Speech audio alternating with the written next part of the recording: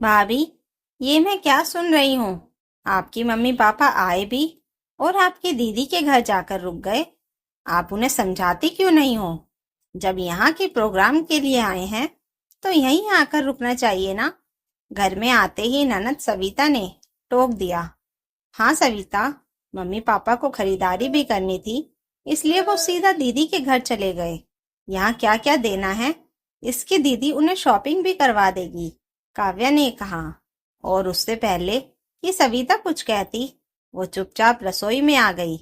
आजकल वैसे भी घर में यही एक मुद्दा था। काव्या सबको जवाब दे देकर थक चुकी थी और परेशान भी हो चुकी थी, लेकिन ये मुद्दा था कि हटने का नाम ही नहीं लेता था। काव्या राजेंद्र जी और रजनी जी की बहू, विराज की पत्नी थी। काव्या की दो बेटियां थी, 7 साल की नायरा और 10 साल की पायल। छोटा सा परिवार था। एक ननद थी, सविता, जिसकी शादी हो चुकी थी। काव्या की शादी को 11 साल पूरे हुए थे। इसी उपलक्ष्य में एक छोटा सा समारोह आयोजित किया था, जिसमें सत्यनारायण की पूजा के बाद यज्ञ हवन का प्रोग्राम था। अब हवन में काव्या और उसके पति विराज को बैठना था। रिवाज के मुताबिक उसके बाद हवन में बहू के माता पिता ही कपड़े पहनाते हैं, इसलिए काव्या के मायके वालों को भी न्योता दिया गया था। उसके मायके वाले महाराष्ट्र में रहते थे। यहाँ जयपुर में काव्या के अलावा उसकी बड़ी बहन विशाखा का ससुराल भी था। और असल समस्या यही थी। दरअसल काव्या के माता पिता के कोई बेटा नहीं था, ले देकर दो बेटियां थी। अब उसके माता पिता एक दिन भी उसकी बड़ी बहन के घर में ज्यादा रह जाते थे तो काव्या के ससुराल में बातें बन जाती थी। उसके घर तो रुक गए, भाई एक बेटी है क्या? हम क्या बुरे थे जो हमारे यहाँ नहीं रुके? अरे जरा ध्यान रखना, तेरे माता पिता तो सीधे साधे हैं। और फिर बस उठते बैठते यही बातें होती रहती थी। पिछले कई सालों से ये सब सुनते सुनते तो काव्या के दिल में डर ही बैठ गया था। जब भी उसे पता चलता है कि उसके मायके वाले आ रहे हैं, उसे घबराहट होने लग जाती थी कि अब आने वाले 1-2 महीने तक उसे ताने सुनने को मिलेंगे। आखिर माता पिता की अपनी मर्जी है, वो किस बेटी के पास रहना चाहते हैं। पर समझने वाला समझने को तैयार नहीं। दीदी के ससुर जी पापा के दोस्त थे, तो वो दीदी की शादी से पहले से उन्हें जानते थे। इसलिए मम्मी पापा भी बड़ी दीदी के ससुराल में अपने आप को बहुत फ्री महसूस करते थे। ऊपर से काव्या की सास का छोटी छोटी बातों को पकड़ लेना भी उन्हें अखरता था। उन्होंने हमें यह कह दिया, उन्हें हमें वो कह दिया। एक तो तुम अपने घर पर रुकने से के लिए बुलाते हो, फिर खुद से कोई बात बर्दाश्त नहीं होती। चित भी मेरी पट भी मेरी वाली हालत थी। आखिर इंसान कितना सोच समझ कर बोले। काव्या की शादी की सालगिरह के उपलक्ष्य में माता पिता जयपुर आ चुके थे और बड़ी दीदी के यहाँ ठहरे थे, क्योंकि बेटी के ससुराल खाली हाथ तो जा नहीं सकते थे। सो दीदी उन्हें तोहफे खरीदवा देती। इससे भी उसकी सास को आपत्ति हो रही थी कि सीधे यहीं आ जाते, तोहफे हम खुद ही उनके साथ जाकर खरीद लेते। काव्या, तुम्हारे माता पिता को तुम्हारी बड़ी बहन के यहाँ रुकने की क्या जरूरत थी? हमारे पास सीधे नहीं आ सकते थे? क्या हमें खरीदारी करनी नहीं आती? नहीं मम्मी जी, दीदी के ससुर जी पापा के दोस्त हैं, तो वे उनके साथ कंफर्ट जोन में रहते हैं, इसलिए वहीं चले गए। वैसे आ तो रहे हैं कल। हाँ, लेकिन प्रोग्राम हमारे घर पर है, तो फिर हमारे घर पर आना चाहिए था ना। अरे, हम इतने प्यार से बुलाते हैं, लेकिन वो, लगता है तेरे मम्मी पापा तुझसे ज्यादा प्यार नहीं करते। काव्या ने वहां से उठकर जाना ही बेहतर समझा, क्योंकि थोड़ी देर और वहां पर बैठती तो शायद सिरदर्द ही शुरू हो चुका होता। यह बात रजनी को अच्छी नहीं लगी। जब विराज ऑफिस से आया तो पता नहीं रजनी जी ने उससे क्या क्या कहा।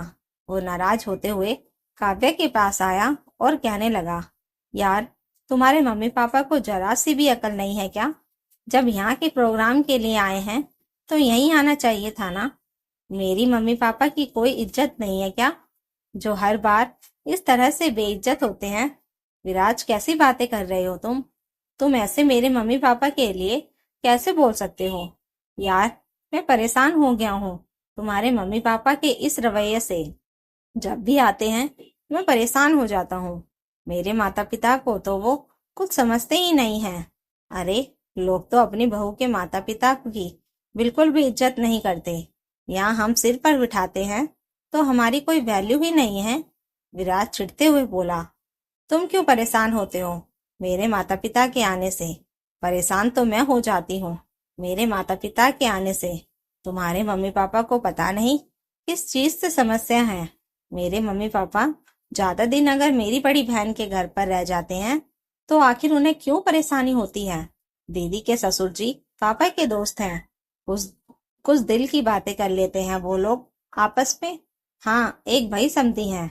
एक समधी को ज्यादा इज्जत दो और दूसरे को दो ही मत। यह कोई बात होती है क्या? अरे, पर ये उन लोगों की मर्जी कि वो लोग कहाँ रुकना चाहते हैं। और वैसे भी आ तो रहे हैं कल। और तुम क्यों परेशान हो रहे हो? परेशान तो मुझे होना चाहिए कि जब भी मेरे माता पिता यहाँ आते हैं मेरे घर की शांति भंग हो जाती है। जीना दुश्वार हो जाता है मेरा, क्योंकि सुबह की शुरुआत भी तानों से होती है मेरी। हर लड़की अपने माता पिता के आने से बेहद खुश होती है, पर शायद मैं अकेली हूँ जो उनके आने से डर जाती है। उनके आने पर ही मेरी खुशियाँ खो जाती हैं, क्योंकि उन्हें भी सुनना पड़ता है और मुझे भी। हाँ, हम तो तुम्हारी खुशियों पर ग्रहण है ना कि हमारे कारण तुम्हारी खुशियाँ खो जाती हैं।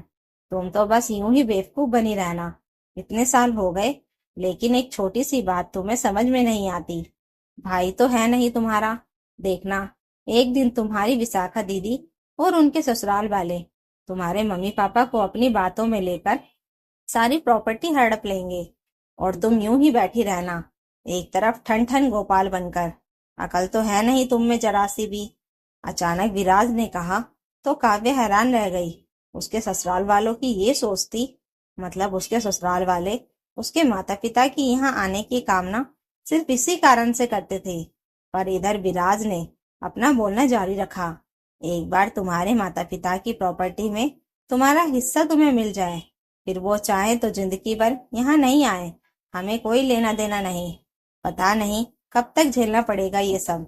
विराज पलंग पर बैठते हुए बोला, तो तुम लोग इसलिए मेरे मम्मी पापा की यहाँ आने की कामना करते हो? काव्या ने धीरे से कहा। सुनकर एक पल के लिए तो विराज भी चुप हो गया। उसे एहसास हुआ कि उसने क्या कह दिया, पर फिर शांत होकर बोला, देखो काव्या, इमोशनल होने की जरूरत नहीं है।